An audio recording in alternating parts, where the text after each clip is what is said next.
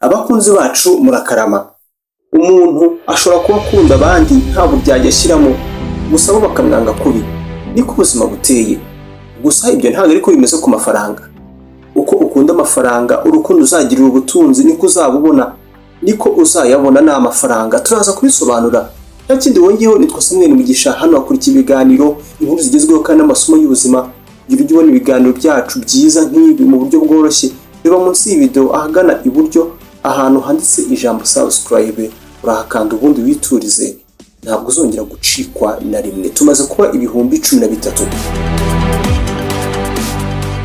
Turi mu gitabo The Secrets of the Millennium Mind cyanditswe na Half Ika n'umwanditsi, amabanga yibera mu bitekerezo by'abakire. Ni chapitre 13.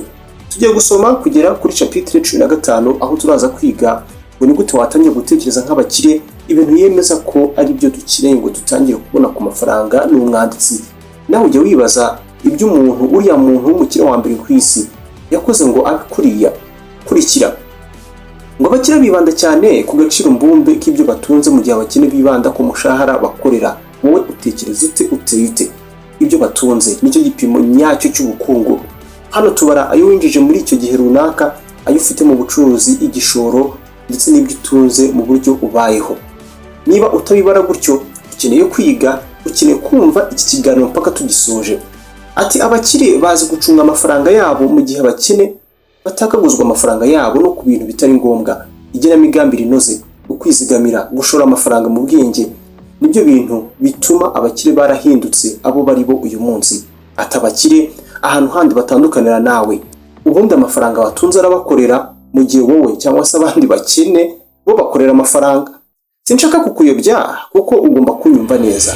Abakire bashora amafaranga yabo mu bintu bibyara inyungu ihoraho, urugero cyangwa se izahoraho, kubaka inzu ikodeshwa, mu gihe abakene se ashora muri bya bindi bizasaba ko azahora hari ngo bikunde bibyare amafaranga. Chapitre 14. Nawe bijya bikugora kugira ubashe kwiyemeza ikintu ngo uzagikore. Ibuka ukore subscribe, ngiye kugusobanurira ukuntu bitazongera kukubaho. Abakire bazi neza ngo agaciro ko gukora igikorwa, nta mushinga ujya upfa kudindira mu bitekerezo by'abakire. Umwanditsi atubwira ko igihe ufashe ya mbere ugakora, akenshi aba ari ikintu cy'ingenzi cyane mu kugera ku ntsinzi y'ubukungu. Abantu benshi uzasanga baryamanye ibitekerezo by'imishinga y'akataraboneka mu mitwe yabo yanabyara amafaranga, ariko bananiwe gutangira gukora.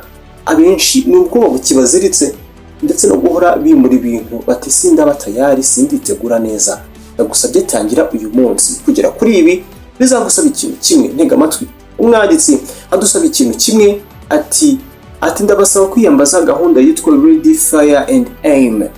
Itegure, kora mu mbarutso urase, noneho hagarara wemye.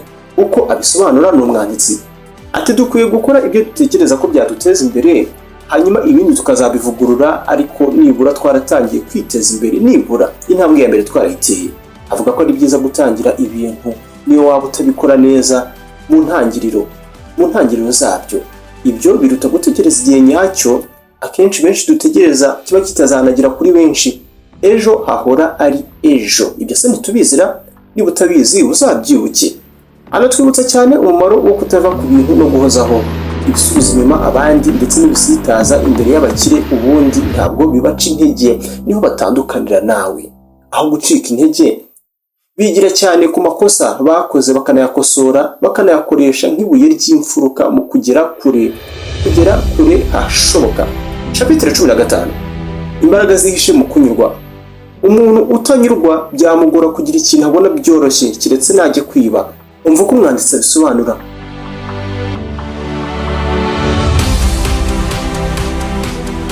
Asobanura ko kuba umuntu anyuzwe n'ibintu atunze cyangwa se afite mu buzima ari ingenzi cyane, ari ikintu cy'ingenzi cyane, kuko bikurura ibindi kandi byinshi mu buzima.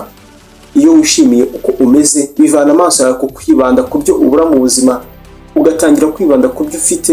Ibintu ubusanzwe bihita bigushyiraho cyangwa se bigushyiramo imyumvire myiza, ibintu bihita bigushyiramo imyumvire myiza kandi gushyigikira kugira ndetse no gukorera byinshi mu buzima.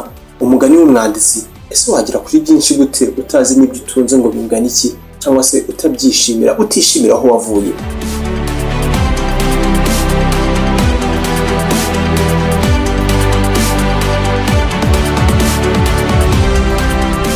Bwana Iker akugira inama yo gushaka ahantu uzajya wandika ibintu wishimira utunze mu buzima. Buri munsi nibura andika ibintu 3 wishimira utunze mu buzima. Urugero, uri muzima se, icyo ni kimwe, uracyari muto ntarirarenga, icya kabiri ubushize winjije amafaranga 10,000 cyangwa se 100,000 gutyo. Ni umwitozo woroshye uzatuma utangira guhindura uko wabonaga ibintu, kandi uzagufasha kwishimira ibyo wagezeho mu buzima, bigufungura amaso yo kugira no ku bindi. Umwanditsi kandi atwibutsa kujya dushimira n'abandi, babandi batwigishije kandi badufashe gutera imbere. Ibi ni ibintu bitazakomeza umubano wari ufitanye n'abo bantu gusa, ahubwo bizaguha n'imbaraga ndetse n'abagushyigikira bazaba benshi muri ubu buzima.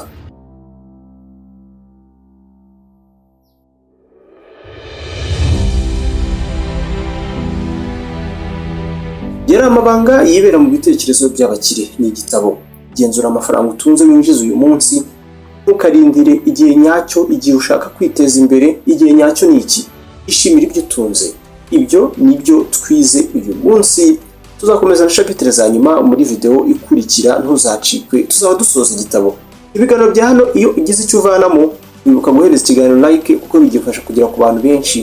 Ibyo byo tumaze kubimenyera. Gahunda ni yindi, mukore subscribe muri benshi. Biduhereza umuhate n'imbaraga byo kubaha ibiganiro byinshi byiza muri ubu buzima. Reka duterane imbere rero, dusubire mu bindi biganiro. Mube amahoro, naho ubutaha muzagire ku mafaranga paka dusubiye.